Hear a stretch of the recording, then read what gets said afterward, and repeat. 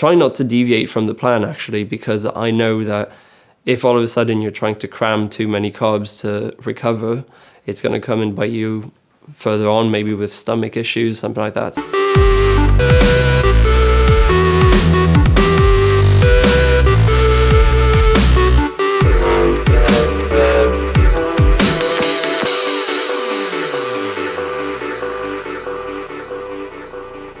I've raced in very hot conditions in 2021, notably Embrunman. I think it was 35 degrees C in the shade on the marathon.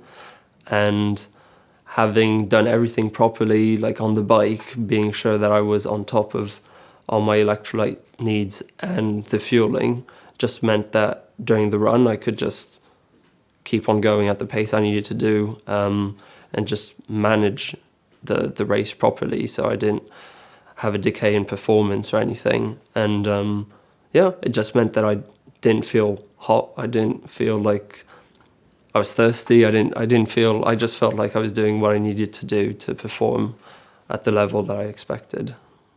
There are some things in life you can just make up as you go along, but your race day fueling and hydration strategy isn't one of them if you want to perform at your best, especially in a long or hot event. The ways that things can go wrong if you don't have a plan are numerous, but a huge one is the fact that when you don't have a plan early on, the fight or flight instinct kicks in a race. You push hard, you don't adequately fuel and hydrate, and this can lead to running out of energy or becoming dehydrated late on. It's very common in these situations for people to hit the wall. The best way to avoid this is obvious. Make a plan, practice it in training, and then you know what you've got to do on the race day to avoid hitting the wall.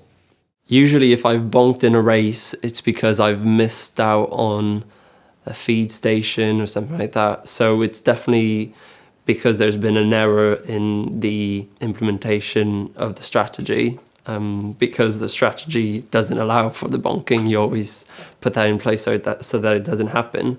So in racing, I'll usually try not to deviate from the plan, actually, because I know that if all of a sudden you're trying to cram too many carbs to recover, it's going to come and bite you further on, maybe with stomach issues, something like that. So just try and keep linearly what you're doing.